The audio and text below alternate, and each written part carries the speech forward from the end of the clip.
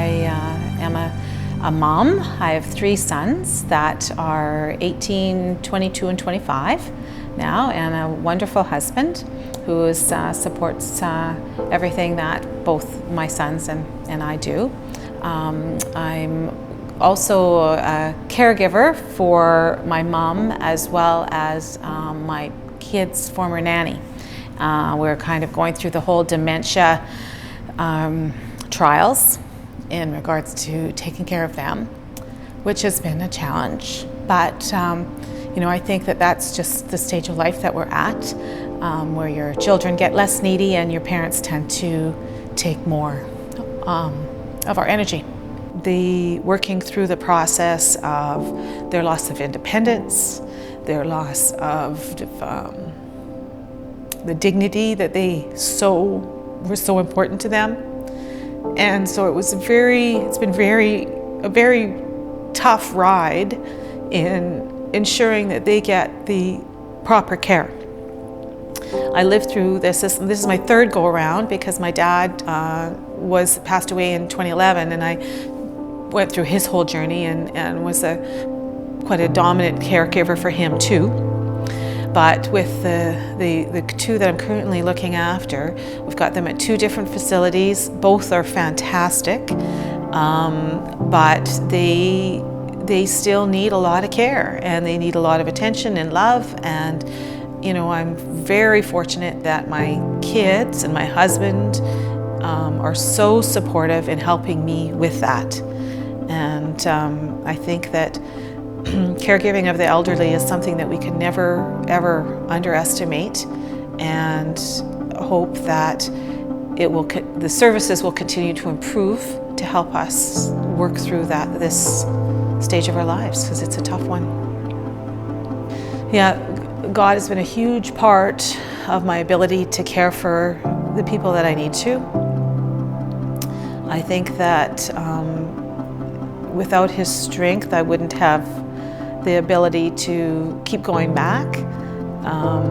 For the sad, you leave very sad, and then you think, oh, how can I go back and be sad again? But you go back, and then the next day is a better day.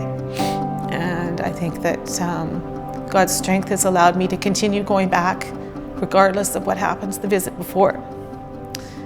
And it's something that I think is my calling, because I think I do it quite well. I'm very fortunate that I can keep going back, and I think that in the future, I wonder where am I going to fit when they're gone. But I know I'll fit, and I'll know I'll move on. And I think that will allow me opportunity to give more to others. I think that will be my next calling, to help and pursue giving to other people, maybe outside my family. And I think that that's something that I do look forward to moving forward. I think that when working through mental illness, what we found was that what used to be normal wasn't normal, and what used to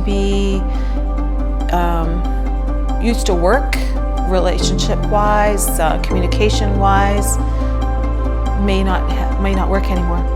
So you just have to come up with other options to do so, and that things can feel like they're really out of control, and often they can be.